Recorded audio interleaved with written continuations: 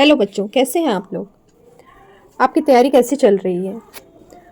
अब धीरे धीरे समय कम हो रहा है और आपको अपनी तैयारी बहुत तेज़ी से बढ़ानी होगी। इसीलिए स्वामी विवेकानंद का वह कथन याद करो, उठो जागो और तब तक नहीं रुको जब तक लक्ष्य न प्राप्त हो जाए।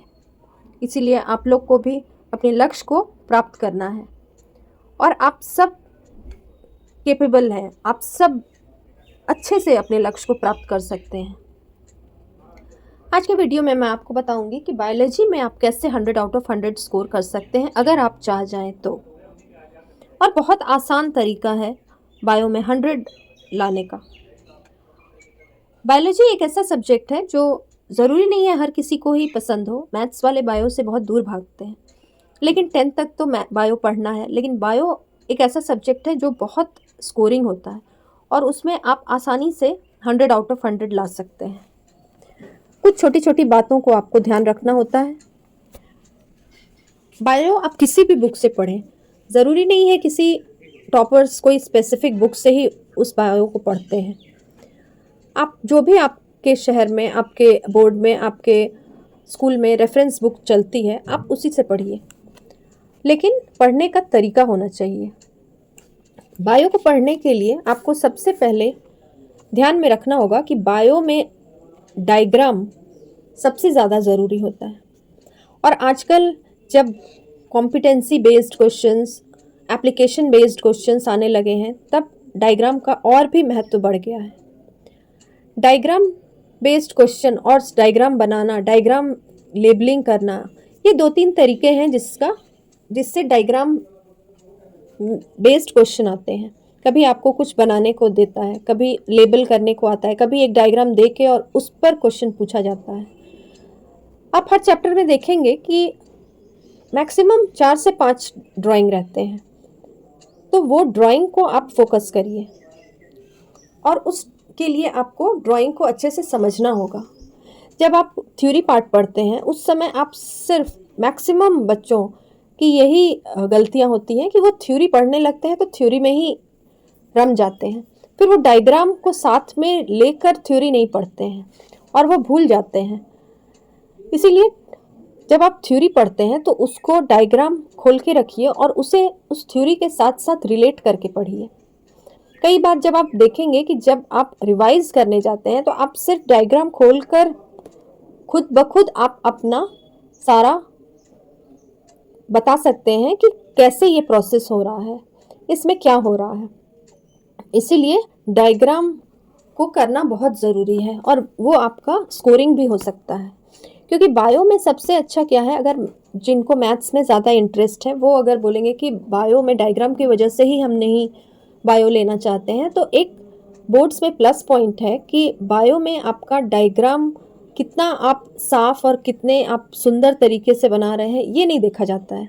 देखा ये जाता है कि आप किस तरह से उस डायग्राम के हर पार्ट्स को दिखा रहे हैं और दूसरा आप लेबल पूरा कर रहे हैं कि नहीं कर रहे हैं, तो वो दिखाया जाता है। इसीलिए आपका टीचर्स का सेट रहता है कि आपके नीटनेस पे कुछ मार्क्स, लेबलिंग पे कुछ मार्क्स, वो कितने सुंदर से आप बना रहे हैं उस पर ज़्यादा मार्क्स फोकस नहीं किया जाता है। अगर आप नीटली बना रहे हैं और सब पार्ट्स को उसमें आप डाल रहे हैं और लेबलिंग भी आपने पूरा किया है तो आपको ड्राइंग में भी फुल आता है। उसके बाद ड्राइंग बेस्ड क्वेश्चंस में भी आप देखेंगे, अगर आपने अच्छे से उस डायग्राम को समझा है तो आप आराम से वो लेबलिंग कर सकते हैं। और जब आप ड्राइंग समझते हैं तो उसका एक टेक्निक है कि जब आप वो डायग्राम को समझ रहे हैं तो आप उसमें बुक में डायग्राम में लेबल भी किया रहता है, उसको आप काउंट करके हमेशा याद करिए कि सपोज़ कोई सेल डिवीजन का किसी एक फेज़ का, एनाफेज़, मेटाफेज़, किसी का भी एक दिया है, उसमें आप देख लीजिए कि क्या क्या लेबल किया है, कितने उसमें पार्ट्स को लेबल किया है। 4 पार्ट्स लेबल हैं, 3 हैं, तो उस तरह से आप जब बनाएंगे या फिर अगर आपको डायग्राम दिया हुआ है तब आप उसमें खोज पाएंगे कि इसमें 3 पार्ट लेबल होना चाहिए, 3 हो रहा है कि नहीं हो रहा है, कुछ मिसिंग तो नहीं है।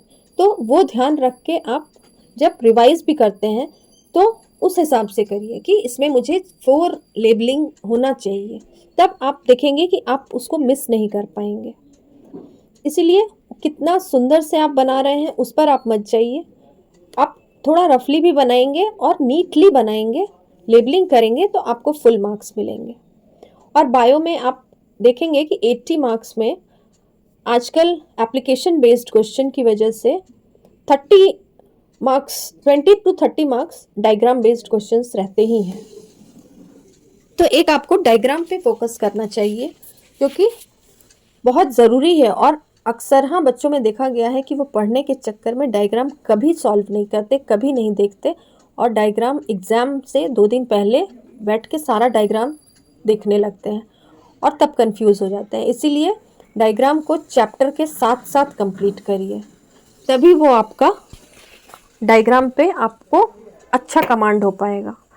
और चैप्टर वाइज डायग्राम ख़त्म करिएगा तो आपका सारा डायग्राम एक साथ ख़त्म हो जाएगा, फिर आपको सारा डायग्राम एक साथ लेकर बैठना नहीं पड़ेगा। तो सबसे बड़ा है बायो में डायग्राम को देखना। दूसरा, अगर आप देखिएगा बायो में, तो आप किसी भी बायो के पेपर को उठाकर देखिए 10th के, तो उसमें देखिएगा कि 2 पार्ट आते हैं, सेक्शन ए और सेक्शन बी। सेक्शन ए और सेक्शन बी को अगर आप ध्यान से देखिए तो वो 40-40 मार्क्स का होता है, और सेक्शन ए बायो में 15 मार्क्स MCQ, उसके बाद बायो में 5 मार्क्स का नेम द फॉलोइंग, जिसमें आपको सिर्फ 1 वर्ड लिखना होता है, उसके बाद 5 मार्क्स का फिल इन द ब्लैंक्स, उसके बाद आपको सीक्वेंस में आपको लाने के लिए बॉडी जो भी पार्ट्स दिए रहते हैं वो भी 5 मार्क्स, उसके बाद एक स्ट्रक्चर पे भी पूछता है, ये कौन सा स्ट्रक्चर है, उसका नाम क्या है, वो भी 1 वर्ड, या फिर कभी कभी लोकेशन आता है वो भी 1 वर्ड का ही होता है, और लास्ट में एक 5 मार्क्स का डायग्राम लेबलिंग का आ सकता है। तो उस तरह से आप देखिएगा तो सेक्शन ए 40 मार्क्स ये पूरा आपको मिलेगा, ऑब्जेक्टिव टाइप ही रहता है, जिसमें कि आप 40 में आराम से 40 ला सकते हैं, ये थ्योरी बेस्ड है ही नहीं। सेक्शन बी आपको थ्योरी बेस्ड लिखना है। तो MCQ और बाकी जो भी fill in the blanks, name the following, sequence, ये सब को प्रैक्टिस करने के लिए सबसे अच्छा है आप 10 इयर्स का PYQ प्रैक्टिस करिए, उससे आपको एक फ्लो आएगा उसे बनाने का। और अगर आपने सिर्फ चैप्टर को अच्छे से रीडिंग लगाया है, एक स्टोरी की तरह रीडिंग लगाया है, बार बार उसको रटा भी नहीं है, सिर्फ रीडिंग से अगर अच्छे से आप टाइम दे के रीडिंग लगा रहे हैं, तो आप देखेंगे कि ये 40 में 40 मार्क्स तो ईजिली ला सकते हैं, अगर 40 नहीं भी तो 35 मार्क्स ईजिली आ सकता है। तो टारगेट हमारा 40 में 40 है, और इस सब में कोई नेगेटिव मार्किंग है नहीं, क्वेश्चन एक भी आपको छोड़ना नहीं चाहिए।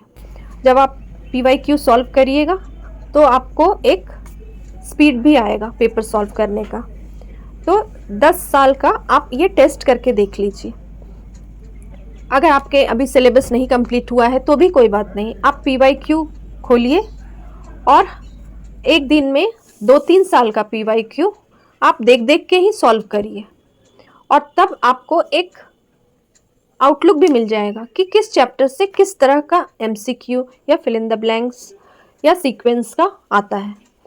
तो आप समझ पाएंगे कि किस चैप्टर में कौन सा पार्ट ज़रूरी है पढ़ना। हर कोई एक चैप्टर का हर पार्ट ज़रूरी नहीं होता है पढ़ना, इसीलिए आप PYQ सॉल्व करके सेक्शन ए पार्ट का देखिए 10 इयर्स का, और आप 2 से 3 दिन में आप वो 10 इयर्स का सॉल्व कर लीजिए। उसके बाद आप देखिएगा, आपको खुद आइडिया लगेगा और कितने चेंजेस आएंगे, और उसके बाद आप कोई सैम्पल पेपर सॉल्व करके देखिए, आप अपना प्रोग्रेस खुद फील कर पाइएगा। तो सेक्शन ए और डायग्राम ये 2 बहुत ज़रूरी है अगर आप बायो में अच्छा स्कोर लाना चाहते हैं। उसके बाद बायो में आप देखेंगे कि एक और पेपर में पॉजिटिव पॉइंट होता है आपके लिए ही, कि सेक्शन बी में 4 क्वेश्चन ही करने रहते हैं, आपका चॉइस बेस्ड होता है। चॉइस बेस्ड होने से आप जैसे जो भी क्वेश्चंस हैं, 6 क्वेश्चंस हैं, उसमें आपको 4 करने हैं। तो 6 क्वेश्चंस में आप पहले सारा पार्ट ए करने के बाद बी पार्ट के सारे क्वेश्चंस को अच्छे से रीड करिए। जब आप रीड करिएगा तब आप देखिएगा कि पैटर्न इस तरह से रहता है कि हर एक क्वेश्चन में सब पार्ट्स भी होते हैं और सिर्फ एक ही चैप्टर को लेके एक क्वेश्चन नहीं बनाते हैं, सिर्फ एक ही चैप्टर को लेके एक क्वेश्चन नहीं बनाया जाता है। एक क्वेश्चन के सब पार्ट डिफरेंट चैप्टर्स के होते हैं। तो आपका जो प्लस पॉइंट है, जिस चैप्टर्स पे आपका ज़्यादा कमांड है, उस चैप्टर्स के क्वेश्चंस को आप अटेम्प्ट करेंगे तो आप आसानी से देखेंगे कि 4 क्वेश्चंस आपके आसानी से पूरे हो जाएंगे। उसके लिए आपको ज़्यादा मेहनत भी नहीं करनी होगी। डायग्राम मैंने पहले ही बोला है, तो डायग्राम बेस्ड आप आसानी से वो क्वेश्चन पिक कर सकते हैं जो कि आपका स्कोरिंग हो सकता है। तो इस तरह से आप बी पार्ट को भी स्मार्टली अटेम्प्ट करें। लेकिन फिर मैं बोल रही हूँ, पहले बी पार्ट स्टार्ट करने से पहले आपको माइंड में मेकअप कर लेना है कि आप कौन कौन सा क्वेश्चन अटेंड करने वाले हैं। अदरवाइज़ आपको किसी का सब पार्ट ए आएगा, किसी का बी नहीं आएगा, सी आएगा, डी नहीं आएगा और फिर बाद में आप बीच में ही कंफ्यूज हो जाएंगे, फिर आपका बाकी का पेपर भी ख़राब हो जाएगा। तो पहले माइंड को अपने सेट कर लीजिए कि ये क्वेश्चंस मुझे अटेम्प्ट करने हैं। उससे आपका क्या होगा, एरर कम होगा, आपका पेपर भी नीट एंड क्लीन दिखेगा और आप आसानी से पार्ट बी में भी स्कोर कर पाएंगे।